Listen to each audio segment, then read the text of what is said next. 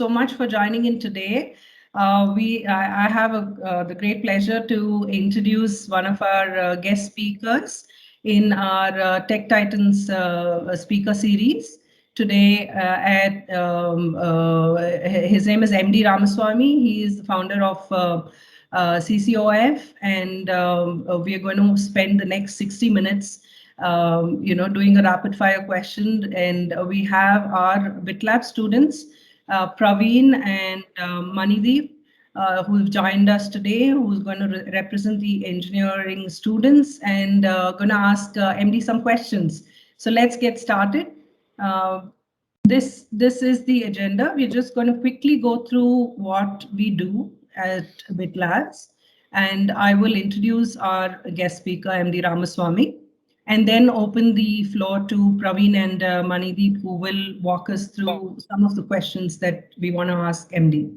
So really excited about this, MD. Likewise. Thank you. Just a few, few points for the audience. Please pay attention. Our guest speaker has more than 30 years of work experience, 15 in corporate and 15 as an entrepreneur. So definitely keep your questions ready and use the chat box and put in your questions. After Praveen and Manideep are done asking questions, on behalf of the students, we will take on your questions as well. And please stay on mute as this is being recorded, and it will be available to you on our BitLabs channel. So moving on, just a quick intro about our company, BitLabs. We are a EdTech firm where we train students on full stack development, and we provide them internship with our parent company Symphonize. And it is 100% job guarantee because we have our partnership with companies. We are hiring partners with companies like HP Enterprise, Intertrust, and various other companies. So this training program has really helped about 100 of our students who are already in the program and ready to be job ready and get placed in good jobs. So if you're interested, please log into www.bitlabs.in, register, and one of our team members will call you and explain the program to you.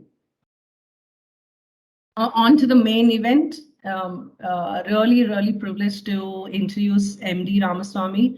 I've had the privilege of working in the same company as MD for a short while, but I've seen his leadership skills, his leadership style. So really privileged today to have you here, MD, for the next 1 hour.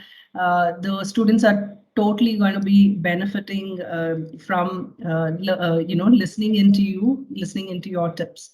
So just a bit about MD. He's done his engineering from IIT Chennai, moved on, did his master's in computer science from Michigan State University, and after working for some time, ended up doing his executive MBA from Stanford Business School. He has, like I said, 15 years been in the corporate, and then moved on and successfully had founded a company called Celtics. They are into customer experience management, and this company was recently bought over by a French group. He is invited speaker at international forums. He is the founder of Chief Customer Office Forum, and a lot more. You will see in the upcoming slide, which I would want MD to talk about it in a few words, and then I will hand it off to our students, Praveen and Manideep. You want me to talk about the slide? Yeah. Do you want to just pick a few which you like to talk about, and then I'll hand it off to Praveen and Manideep?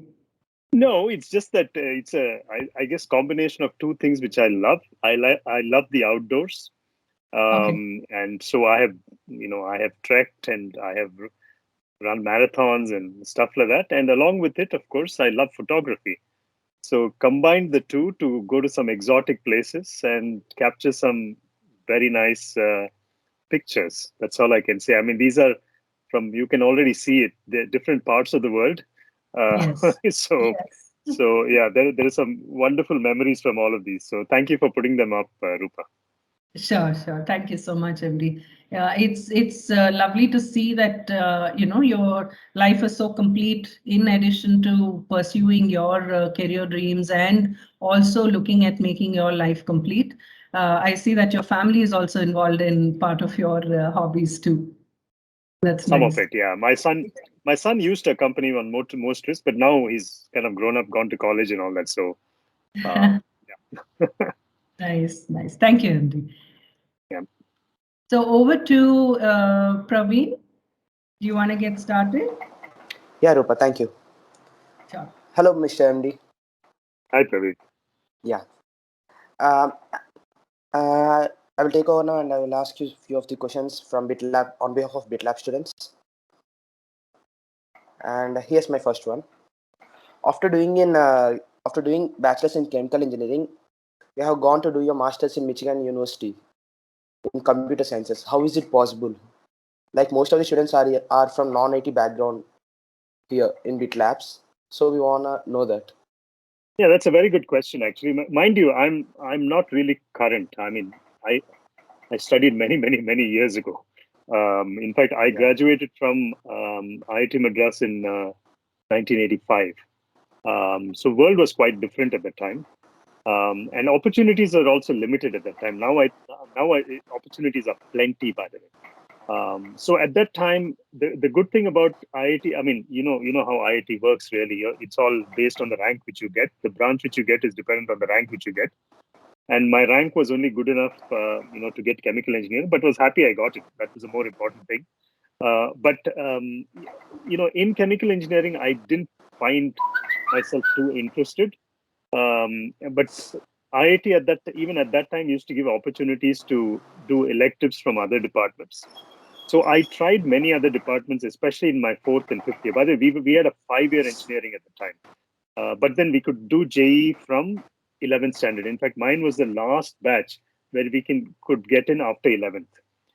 Those were the days. You could do JE in 11th, you could get in, but your program was a 5-year program. So, as part of doing all these electives, I did in physics, I did in fact, nuclear physics. I even spent one summer in Kalpakkam with the nuclear reactor. I did in applied mechanics. I did electives all over, and then I found that I was more interested in computer science because I did one elective in data structures, and that kind of interested me. And then I knew that for me to actually build a career out of it, I had to do my masters, and I had to do my masters in computer science. That was pretty clear. And also, since I was keen to do it from outside India, I needed to get financial assistance and funding for it because I wasn't, I wasn't in a position to pay for it. So that's why I took a year off. I took a year's break. Break meaning I worked. I worked with Infosys, by the way. I was employee number 52 of Infosys. A long time ago when we used to work out of an office in Jayanagar. For those of you who are familiar with Right. Bangalore. Right. Oh, wow. Yeah, it was in Bangalore. It was a 4-bedroom kind of a bungalow in Jayanagar. And in fact, Narayan Murthy and Shibu and all these guys used to take one of the bedrooms. All of us others were taking other bedrooms. So I was in one of the ground floor bedrooms. I mean, there were around 5 of us in that bedroom. So Right. that's how Infosys was at that time. But anyway, I took the opportunity firstly to stay at home. I'm from Bangalore, so I was having my mother's food. So there was no problem about food and all that. So I could spend the time preparing for what is called advanced GRE at the time. I think these days they call it a little different. It's called subject GRE, I think. So I Yeah, did that. GRE. Yeah, I did it in computer science. It's a specialized kind of a paper in computer science. So I prepared for it and did it, and I got a very decent score. So based on the score, I applied, and Michigan State University was one which not only gave me an admission, but they gave me a full scholarship as well, and that's how I managed to switch. But that said, those were those days. I think these days it may be very different. I Yeah, think true. that's a very valid question because like if you look at our students today, we have a number of students that are not from CSC background, and they are from, for example, we have a lot of people from mechanical, a lot of people from civil engineering that are looking to transition into IT. Right. So for them, what would you suggest, or what kind of advice would you provide them? I'm just curious. So extending Praveen's question a little bit there. Yeah. So I think the key things I mentioned, Sridhar, was that in those days opportunities were limited. So when you came out of college, you couldn't go and just find a job in programming or with computers. Firstly, you didn't even have the personal computer at the time. In fact, most of the only computers which were there were either super minis or mainframe computers. So you just did not have the opportunity in those days, which is why I took the path which I took. But these days, I think it's a lot easier. You can actually take up jobs, and I don't think all jobs require a degree in computer science. I think you need to be familiar with programming, which anyway gets taught, I think, through institutes such as yours, as well as I think through engineering programs as well. What you need to be clear about is being able to kind of think logically and have a passion for solving problems. If a problem is presented to you, you need to know how to solve it. After that, it's a question of how you solve it, what language you use, and so on. So opportunities are plenty. I would still think that it doesn't matter whether you have a B.Tech degree in computer science or not.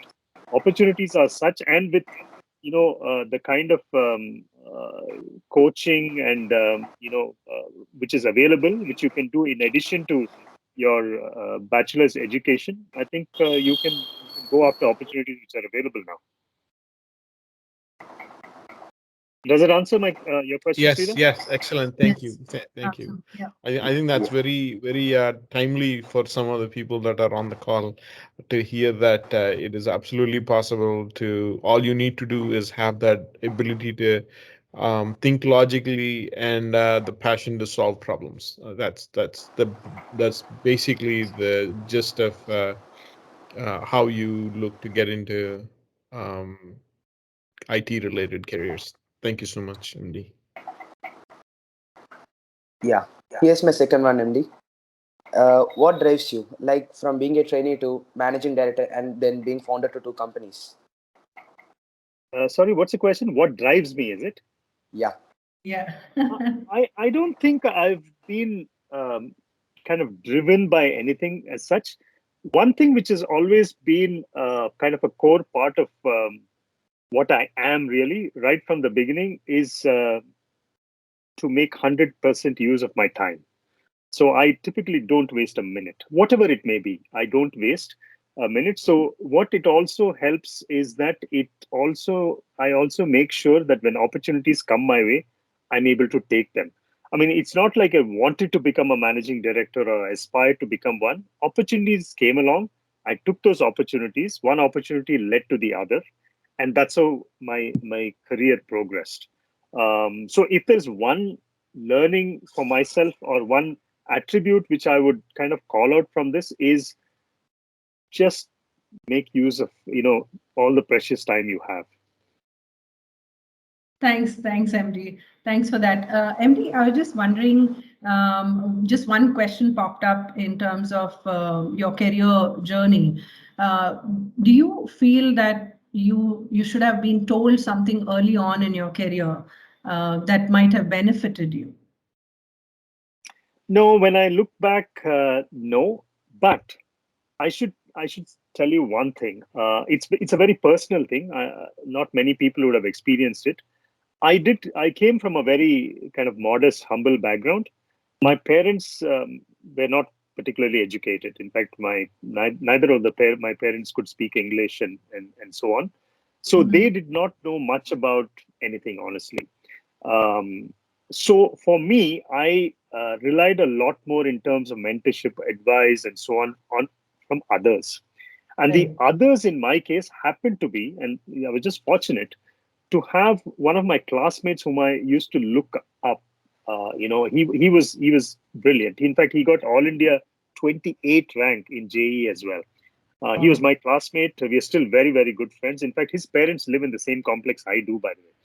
So we go Nice. back a really long way. So he was like my idol, and I would follow everything he did.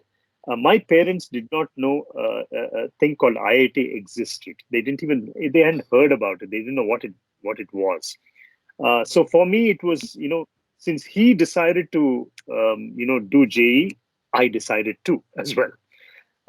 He went to Madras, I went to Madras, except that we were two different branches. He took up electronics because at that time there was no computer science, there was only electronics. So he took that up. I took up chemical engineering. As I said, I was driven more by the rank I got. And so I kind of followed him. And that pattern kind of stayed through. As I progressed as well, I would always have somebody to look up to.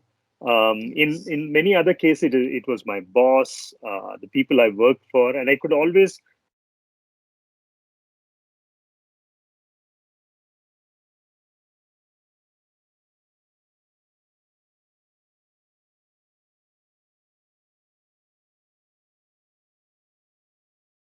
Um,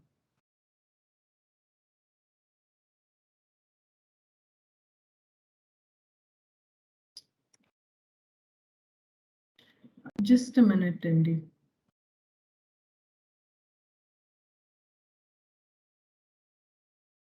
Just a minute. I can't hear you. Someone's, I don't know, somehow you've gotten muted for some reason. Could you please unmute yourself? Are you able to unmute? Yeah, now I've unmuted. Yeah, how did I get muted? I have no idea. Even I got muted. I think someone's hit the mute all by mistake. Sorry, what's that? Sorry. Okay. All right. We just lost a few seconds. You were talking about how you followed through with your friend as a mentor, and you always had mentors like your boss and someone who always you were able to look up to, luckily, and Yeah. move ahead. There was no kind of official mentors over there. I don't think they even knew the role they were playing in Right. influencing me. But then I would pick that up. I would actually say, hey, you know what? There's something really, really good this person does. And this person has that kind of an attribute. So let me try to learn it. So even without they knowing that I was kind of following something they were doing very keenly, I would do that. Very nice. So I would kind of look at that as advice to our students to always look for people who inspire you, or look for people who you can emulate and use in your life. Yeah, remember, emulation is not just the results that they have got, but emulation is emulating some of their attributes, some of the things they do. I think that's what you can pick up, because the result could be very different. It could be, different for yourself in what you want to do, but look for attributes in your idols. Sure. Like how you just mentioned that you use 100% of your time. You're always productive. So I mean that really blows my mind. It's not easy. It's even one of our co-founders, Sridhar Tirumala, who is part of our group, leadership group. He always tells us to cut down your productive time into 15 minutes each. Every 15 minutes, what are you, actually accomplishing? It's easier said than done, but that's awesome that you're able to do that, MD. So I will give it back to Praveen. Just one more question. You said earlier that you would use any opportunity that came along. That right. So one of the things that I see this with myself personally. I'm sure a lot of the students also feel the same way. When you get something new, you're not sure if you want to take it up, especially if it's beyond your comfort zone, right? How do you? You feel like you are scared, you're nervous, you're not sure you want to take it, and how do you manage that? How do you prepare yourself to take challenges or opportunities that are beyond your comfort zone, especially when they present it to you? I think it's a lot to do with the confidence you build in yourself. Remember, finally, you need to trust yourself. You have some skills, you know what you're good at, and you need to really believe that you're good at it. And what you need to be really good at is good at learning, by the way. Because if you're confident that you will learn, if you're confident in your own ability to learn, then you don't need to worry about anything. So talking about taking opportunities, obviously when opportunities come, they will be opportunities outside your zone of comfort. So let me give you an example straight out of my career. At that time, I was working with this company called Verifone. This would have been 1994, I think. Yeah, something like that, 93, 94, around that time. Verifone, you guys may have seen the brand at least.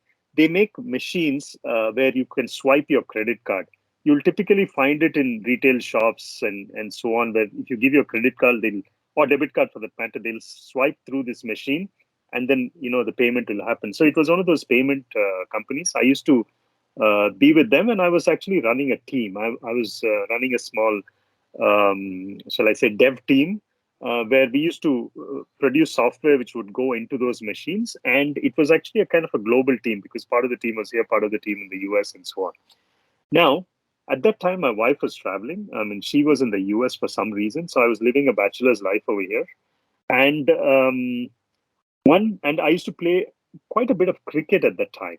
Okay, in fact, I think it was either Saturday or Sunday. One of the days I would be out in the grounds, and we used to play, red ball, proper cricket with pad and bat and all that business. And I used to actually play with the team, and we were good. And at that time, there was one guy whom we invariably ended up batting a lot together. And many often kind of saving the team as well. So we got to know each other well, and he was a HR kind of a consultant. And one of those games, he said, MD, there is this guy who's visiting from Seattle. He's from Microsoft. And by the way, this gentleman, I'm sure, Rupa knows as well.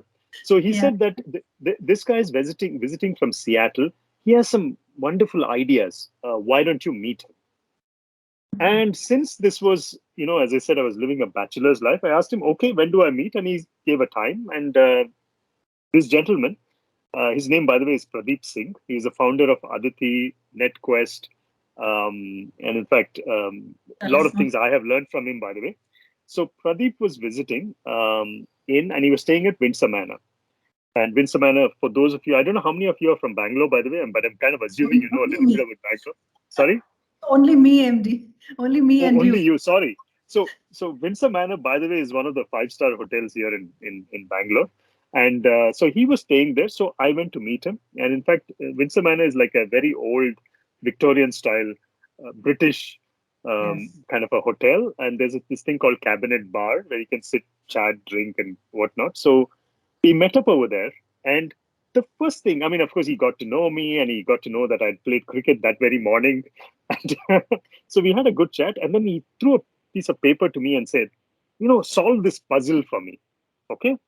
And you guys, since you're much younger than I am, and you've kind of recently finished college school and all that, I'll even tell you what this puzzle he gave me was. There are two birds at there's a kind of a train track. There are two birds which fly against each other. Okay. And then there are two trains which start at the two ends.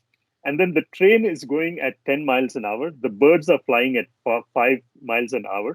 I'm sorry. The birds are flying at 10 miles an hour. The train is going at 5 miles an hour. They're going towards each other. Actually, not two birds, one bird. One bird flies, meets the other turn, comes back, meets the other train, and keeps flying between the two trains till the two trains collide.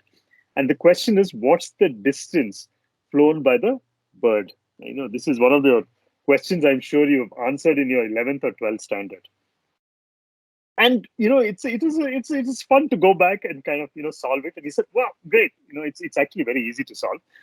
And he said, "Okay, so here's my thing. I have come out of Microsoft and I have $1 million contract. I'm right now thinking of whether to set up my company in Bangalore or Delhi." And I said, Bangalore is a better place. If it's an IT company, Bangalore is the place. Mind you, this was 94. He said, "Okay, I've more or less decided or not. Will you join me?" And he asked me, "How much do you make?" So I told him what my salary was. He kind of just did a quick math on it and made me an offer, at least from a compensation perspective, an offer I couldn't lose. I mean, I couldn't refuse. But you know the right thing, right? You don't ever accept offers like this. And then, you say, I'll think about it. So you come back, you come back home, and then, I'm already flown because this guy he's a very interesting. Pradeep is so interesting. He can Yes. kind of, put you in a spell actually when he talks to you. Absolutely. So I had more or less made up my mind to accept the offer. Now, mind you, I'm currently working in Verifone, which is a multinational company which has offices around the world, big company, and they're paying well as well. It's not that they were not paying well. So I come home and I'm more or less decided that I'm going to switch jobs. Okay. So Wow. I have a call with my wife, and then say, you know what? I've decided to leave and quit. So he asked me which company you're joining. So I said, one question I forgot to ask is I forgot to ask him the name of the company. Oh my. Okay. Now, why I'm saying this is that this is an opportunity. By the way, I could well have refused the opportunity. I would have said, I want to stay with a multinational. I don't know what kind of risk. Of course, he has $1 million contract sticking out of the He speaks very well. But who knows who this guy is? It could be some random guy, who's come into Bangalore, and God knows. I mean, if you think negatively, you can think negatively. All you can find every reason to be negative, right? But my point was that if it doesn't work out, I think I'm good enough to find something else. I mean, what do I lose, right? I mean, there's nothing to lose in this. And in fact, it'll be more fun because I'm employee number one for him. By the way, I was Aditi's employee number one, by the way. I still hold that number. So, and that's how, and that started a wonderful partnership with Pradeep and his company. And then, of course, that went a long way in different directions, and so on. But I'm just giving you an example of taking an opportunity, and the reason you take these up is because two things. One is it kind of, it's exciting for you, and also you have comfort, confidence in yourself, saying that if something doesn't work out, I'm sure you're good enough to do something else. That's a long answer to your question, Sridhar. No, that's a wonderful answer. Thank you so much. It is nice to hear this, MD. I didn't know your story. Very nice. Yeah. Go ahead, Praveen. What's your next? Sorry, Rupa, go ahead. You have a question. Yeah. No, I was just saying that Pradeep is exactly the person that you described. All of us have had very similar experiences. Yes. But very, very nice. Yeah, over to you, Praveen. Is that your turn or is Manideep now? Manideep. Okay. Yeah. Over to you, Manideep. Hi, Mr. MD. Hi. Here's my question. When you hire someone, what kind of skill sets do you look for? Okay. I look for only two things. Okay. I look for smarts. Smarts is the way in which you think, by the way. I mean, I know Pradeep was testing my smarts by giving me that bird and train problem.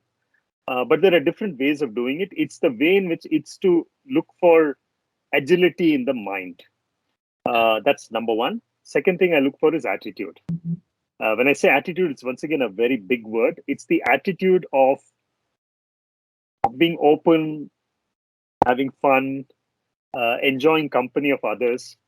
That's it. Those are the only two things I look for. I don't look for programming skills and project management skills and whatever other skills. I'm sorry to Rupa and Sridhar. I know you guys are training everybody on this, but when I hire, I don't look for any of those because all that can be taught. Right. I mean, and that's what we do. We teach them to be able to face interviews confidently and be able to, very conversation style interact with folks.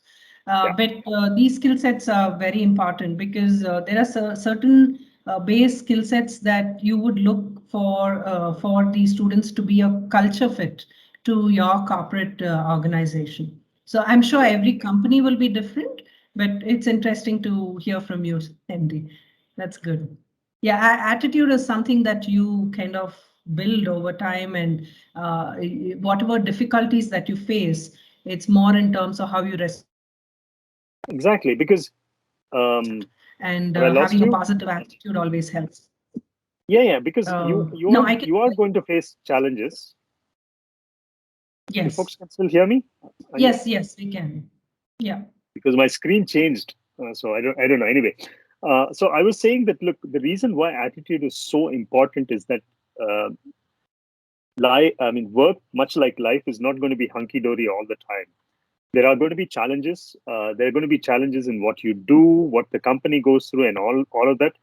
And finally, it's the attitude which makes you succeed. It's the attitude which makes you stay with it till you find a solution to those problems. That's why attitude is so important.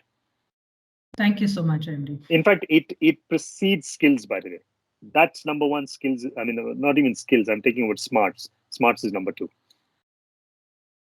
Right, right. I've seen a lot of people, MD, who are very, very super smart, but with either lack of communication skills or with attitude more, where they're not able to, take a decision or take the right approach. They lose out. So I think that's a very fair point. Thank you. Thank you so much. Yeah, and Manideep, do you have another question or is it over to Praveen? Yeah, Rupa, I have another question. Cool. Go ahead. Can I ask it? Yeah, please. Sure, please. Yeah, what was the biggest impact on your life? Well, what do you mean by that? What was an event you're talking about? Event or something like that.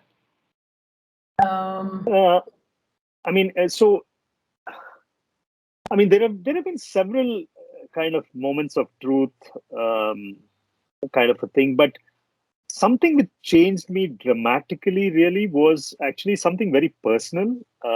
But I think it impacted a lot of my thinking, the way in which I built confidence as well. Was actually an unfortunate event of my father passing away, by the way. I am the only child to my parents, and I was studying in the US at the time. I was at Michigan State when my father got very seriously ill, and I was called back. I just made it like few hours before he passed away. And since I was a single child, I had a mother, and of course, my mother was alone. And I told you also the background we came from. Um, that had a big impact for two reasons. One is, till that point, I was shielded, really protected from the kind of challenges my parents would go through to bring me up, completely protected from it. I did not know a thing about what was happening within the family, the kind of sacrifices they were making to kind of help me out. I did not realize it at all. And mind you, this was I was what, 20 something years old when this happened. 24 years old, and then it was a rude shock to me to suddenly find that I'm like, quote unquote, head of the family, small family though, which is only my mother, which also made me actually come back after my master's back to India, because I didn't want my mother to be alone here. But the impact it made on me was a couple of things. One, of course, is that suddenly I felt that I was taking on a certain role of a leader. When I say I'm not talking about leader as a leader for a company or a leader for a group, but suddenly, let me put it this way: more than a leader, suddenly I learned how to take on responsibility, which I hadn't had till that time. Till that time, I was living a bindas life. Really, I mean, there was no restrictions on me. My parents didn't know what I was doing. I was not really bothered about what they were doing. But that one life event had a massive impact. Suddenly, you can say that I became very responsible, understood what that responsibility was, and that kind of impacted every other decision and every other role I played through life. Thank you so much, MD, for sharing that. It's a tough loss. It's always tragic in everyone's life. It's definitely something that turns people's life around. So thanks for sharing that, MD. Yeah. Is it Praveen's turn now? Yeah, over to you, Praveen. Yeah, thanks for that. Yeah. How did you crack Stanford? And Sorry, how did you crack Stanford? I didn't have to crack anything. All I needed was, there were only two conditions. Remember, it's an executive program. Okay, so there is no need of doing GMAT, GRE, any of those things. It's very straightforward. One is you had to have a pile of cash to spend, which my company had because the company sponsored it. Second is you needed to be reporting to the CEO or president, which I was. And third thing was I should have been able to take off for 2 full months, which I did. Nice. So it was very Yeah. easy.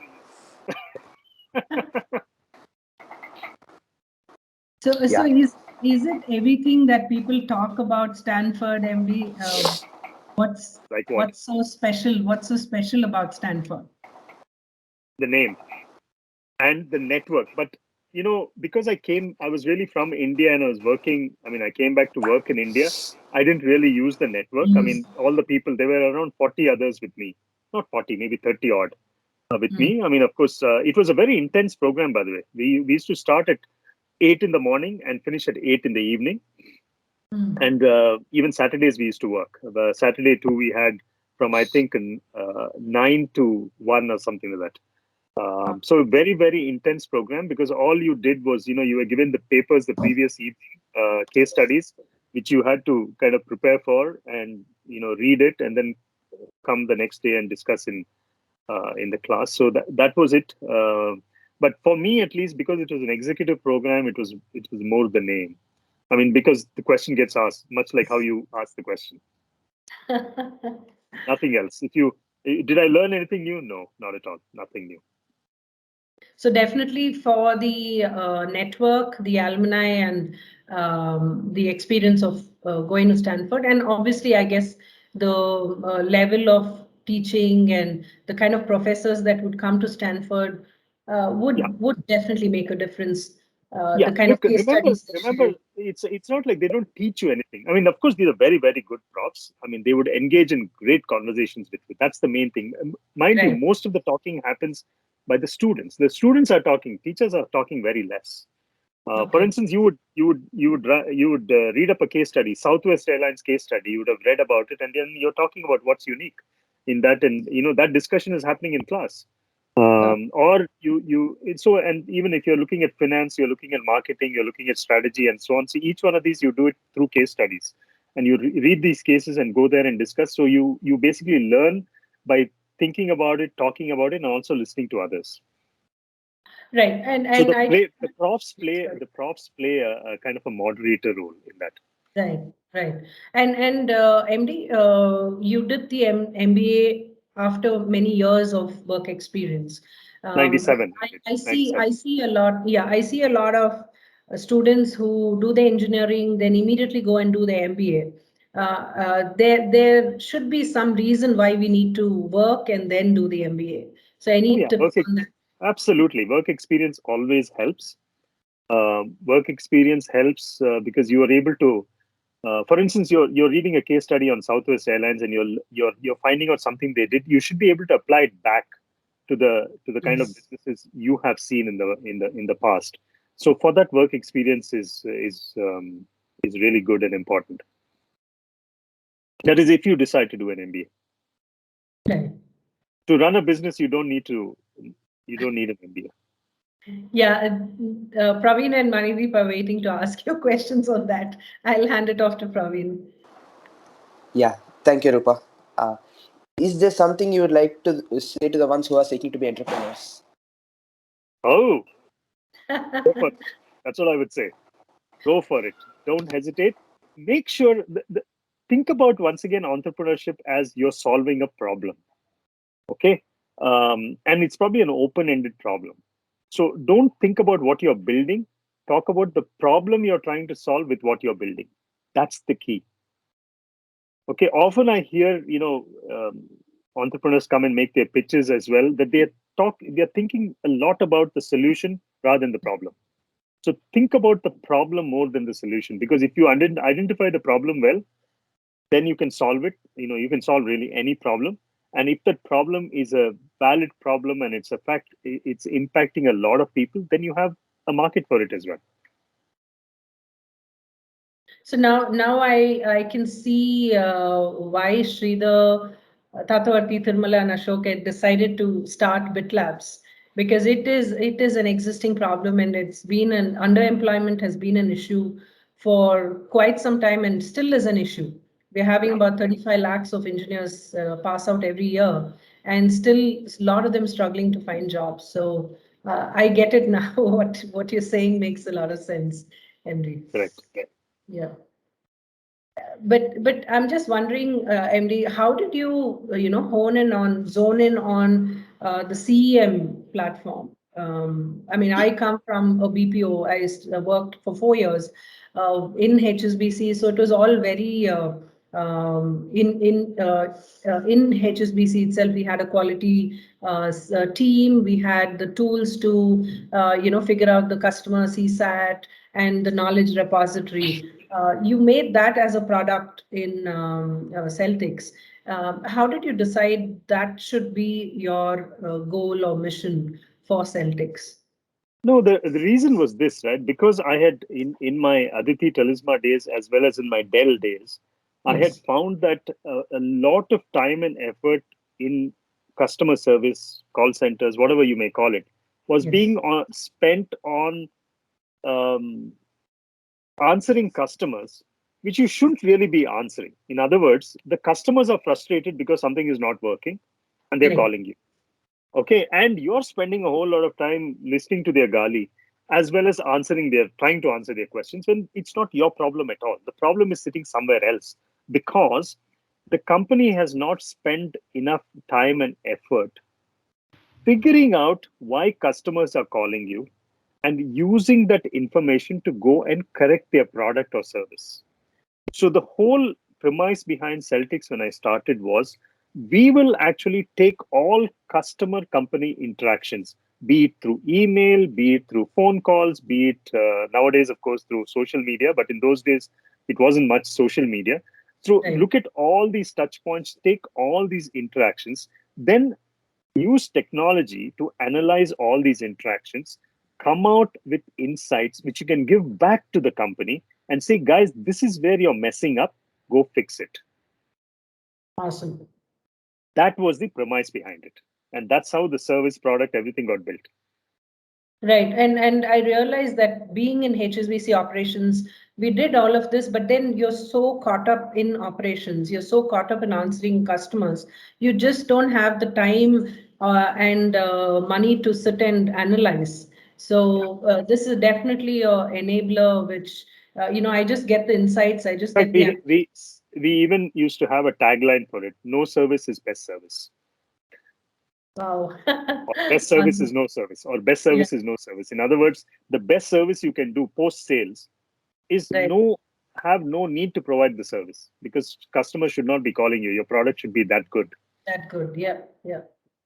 Brilliant. Yeah. So guys, do you have any more questions for MD? We've run out of questions. You run out of questions, gosh. No, we do have some. It's up to Manideep. Can I ask one question? Sure. Good. Please go ahead. And just a shout out to the rest of you who are listening in. If you have any additional questions, can you please put it on the chat window? MD will be more than happy to answer you. By the way, I don't quite know where the chat window is.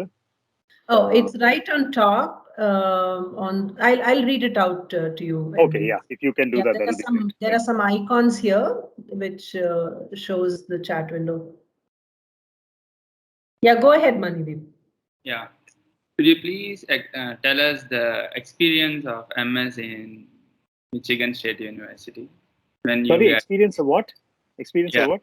MS, Master of Science experience in US. So looks like students want to go to US. Okay, I can tell you experience as a student was it was brilliant. That's all I can say. Firstly, remember I had a background in chemical engineering, so for me, doing a program in computer science was fantastic. Plus, I was being supported by a research grant, and that grant was in one of the world's best labs in pattern recognition and image processing. In fact, my professor, by the way, we are still very, very good friends. He keeps visiting us as well. He's one of the top professors in the world, by the way, in biometrics. You can Google his name. His name is Anil K. Jain, AK Jain, Anil K. Jain. He was my prof.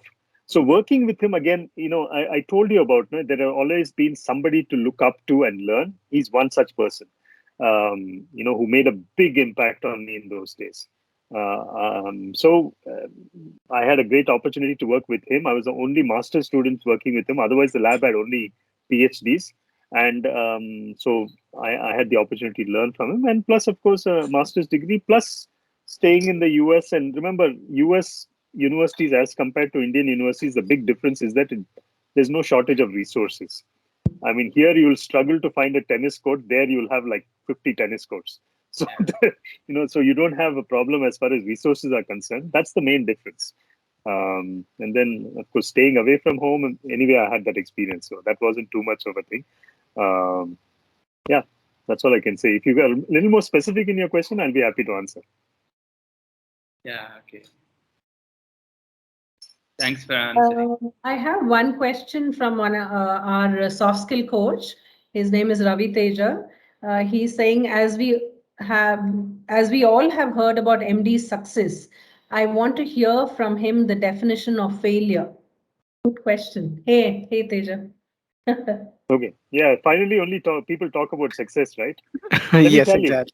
you, as an entrepreneur, I know Rupa put up on a slide that I built Celtics and French company acquired it and all that.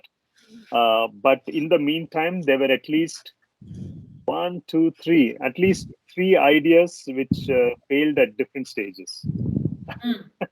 Nobody talks about it. I don't talk about it either. But the learnings from those were immense. So I tried to do something which was like Just Dial, by the way. This is in 2004, 3. But I was trying to do it in the US, meaning the way in which it would work. By the way, it's a it's a crazy idea, really. So there would be a phone number, 800 number, which is a toll-free number, which is given in the US. So people driving in California would call this number and say, tell me, this is all before your Google Maps and Google and all that. Okay. So they would call that number and tell me, where is the nearest pizza? Or they could call and ask for anything. They could ask and say, what does BitLabs do? They could ask any question. In fact, it was the company itself was named Find One for You. Okay, it was incorporated in the US. Started off. So model was this, that a customer calls into that, and there is a speech engine which translates that from voice to text.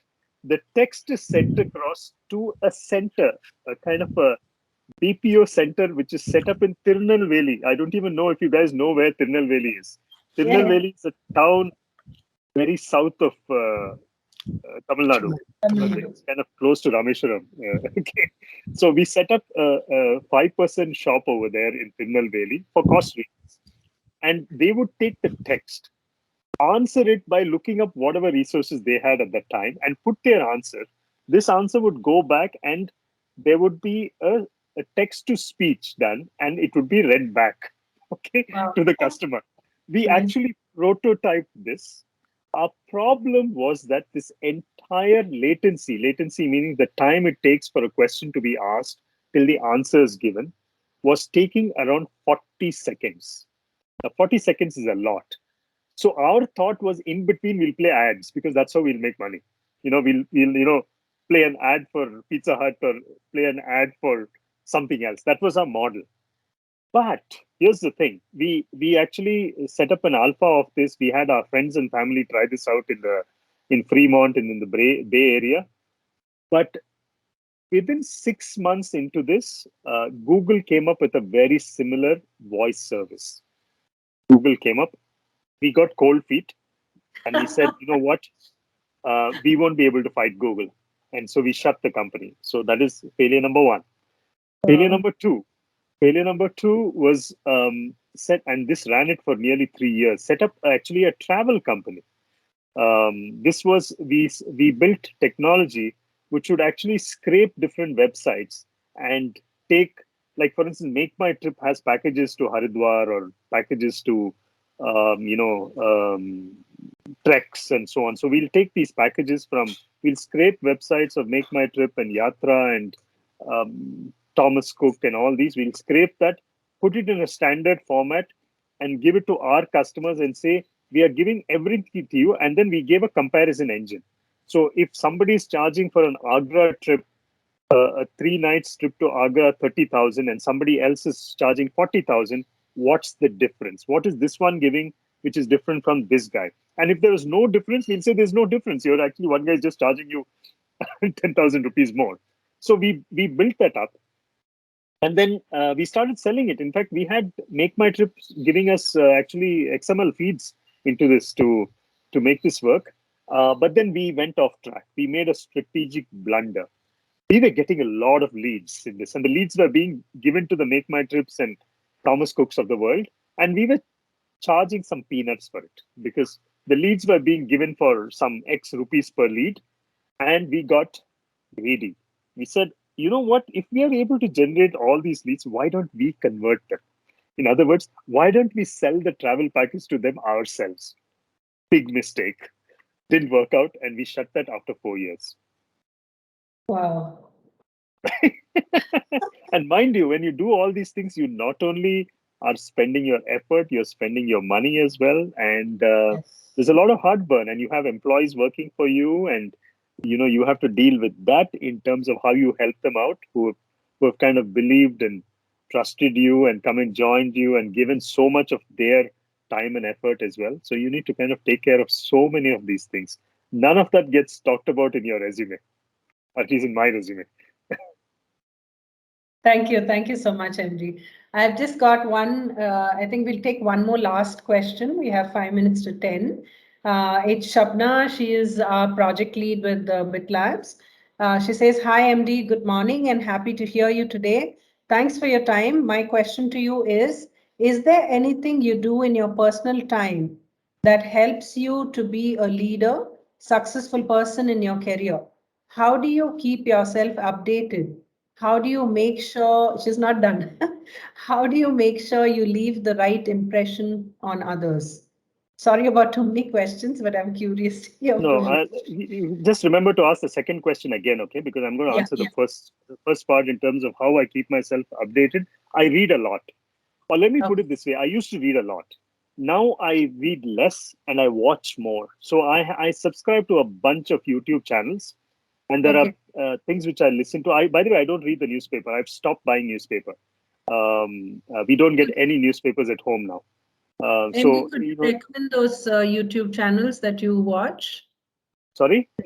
Can you recommend some of them to the students here, to us? I don't know if it will make that much sense to you because it depends on your interests. That's Right. important. I mean, your That's interests may be very different from what mine are. There are a couple of things which I listen to, especially from a startup's perspective. There's one which is called All In Podcast. You can search it. Actually, there are four, I would call them millionaires, billionaires, kind of very successful entrepreneurs. They do this. It's called All In Podcast. And then there's one more, which is Startups This Week. I can separately send you the link on this, Rupa. I don't remember the full name of this. These two, I definitely watch. Other stuff in terms of actually, these are the two, because once these give me ideas in terms of, because these are all startups they talk about, they give me a sense for what new stuff people are working on, because that helps me go back and read more. awesome. That's how I keep myself updated. And all said and done, I don't need to keep myself that updated anymore, because most of the stuff I do a little bit of advising, by the way, for companies. But all that advice which I give them is based on what I already know, my experience, much like how I'm talking to you right now. Right.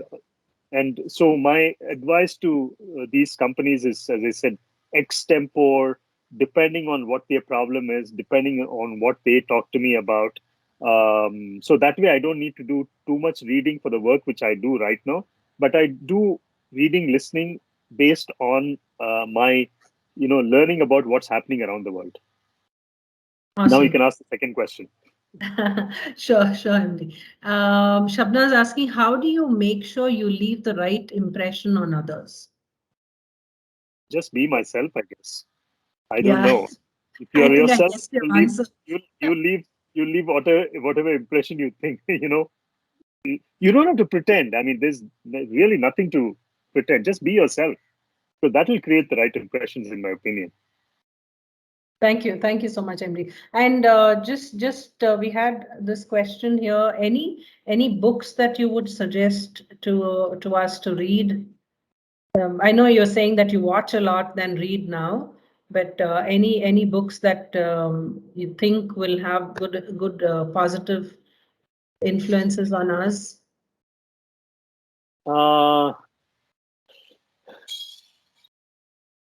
I don't know, hard to say. Yeah, I mean, I do read a lot, but nothing kind of sticks. I did read. I do read some adventure books, by the way. What is this thing? Into Thin Air. This is nothing to do with your profession, by the way. Into Thin Air, I thought was a fantastically written book in terms of challenges people face while. This is about the Everest tragedy, 1996 tragedy when several people died. Yes. It's a wonderfully written book. I don't remember the name of the author. In fact, the author was also part of the expedition. If you Google, you'll get it. It's called Into Thin Air. They made a movie out of it as well. That was a great book. I remember it primarily because it was so gripping. And since I also am outdoors, I could kind of relate a lot to it. The kind of, the thought process you go through, the never give up, you're putting your life at risk. So all that stuff I thought was a very interesting book. So you can kind of read it as light reading. Sure. That otherwise yeah. Sure. Thank you so much. Shabna, thanks you. And MD, when was the last time that you submitted? I see a picture of you at the Mount Kilimanjaro top. When was that? When was that? And was that the highest that you reached? Kilimanjaro, I've done twice, by the way. One successfully, one not so successfully. The first time I was successful to reach the top, that was 2014. Okay. Second time, I was accompanying my son. He was 16 years old at the time. He was very keen to do it. So at around 5,200. So the way in which Kili climb works is that you summit in the night, or rather you push for the summit you start at around 12 midnight or so, in the hope of reaching the top around 7 or 8. And that's the toughest part because it's steep. It's around 7 kilometers, but 7 kilometers steep at above 5,000 meters, which means oxygen is less. So that's the toughest part. So the two of us were going up along with our two guides. Of course, we had our lights on and all that. But around 5,300 meters or so, I was beginning to feel a bit of a headache. You get this in high altitude, and so I asked my son, if that I wasn't feeling too well. So he had two options. One is wait for me to recover because I would have to stop, take a lot of water, and kind of thing. But there's no guarantee that I would feel better. Or I said, do you want to go up yourself? Because I was only giving him company more than anything else. So I wasn't as motivated as he was to get to the top. Right. So he said, you know what, you go back, I'll take care of myself. And he went with his guide. So I just came back, to the base camp from there. So that was 2016. The other one was 2014. The last one I've done is actually in the Himalayas. That's not that altitude, but it's a bit of a long one. It's called Panch Kedar. It's the 5 Kedars, as they say. There's a mythology behind it as well, involving the Pandavas and all that. So there were 5 of these kind of temples you go up to. That I did in 2019, October. I did that. That was a 2-week kind of a thing. Altitude is not that difficult. The tallest one is around 3,800 meters. But some of the so it's endurance. You need 5, one after the other. But it's one of them is pretty steep. The Rudranath is a fairly steep one. So that's the last one I did. I haven't done anything after that, of course. Last 1 year, I haven't gone anywhere. Sure, MD. We are 2 minutes beyond time, but I just had one question. I just had one question.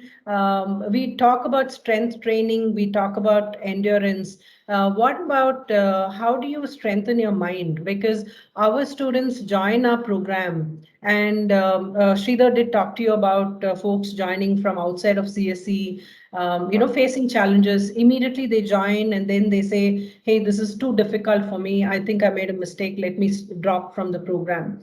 So how do you kind of focus your mind, and how do you actually strengthen your mind to be disciplined enough to follow the program or anything in life? Look, I can only share from my experience because I don't know too much about how one can do. Otherwise, I have only one formula. The more physically fit you are, the more mentally fit you become. The more physical endurance you are able to put yourself through, the more mentally you can endure as well. So in short, I'm suggesting to all of you, get physically fit. Do the physical hard stuff. Then you will build mental endurance along with it, and also get you very disciplined. Even now, I get up at 5:45 in the morning, regardless of where I am, regardless of what time I sleep. I do my workout in the morning. I do my workout in the evening, and all this. And I climb stairs. By the way, I live in Bangalore. I live on the 6th floor, and we are a seven story. That's what you call it, right? So Yeah. from basement to the terrace is equivalent of nine floors, and I do that 5 times every other day in the morning, up and down. I Oh. just start at the basement, go to the terrace, which is equivalent of 9 floors, and then come down, do it away again. And I try to kind of even jog up that. So if you put yourself physically through all these things, mentally you'll become tough as well. Thank you so much, MD. Thank you, Praveen. Thank you, Manideep. Thanks all for staying on. Hey, Rakesh has one final question. Sure. Look, by the way, I don't have a time constraint. Just give me a moment. I'll just be back. Okay. Sure. Just give me a moment.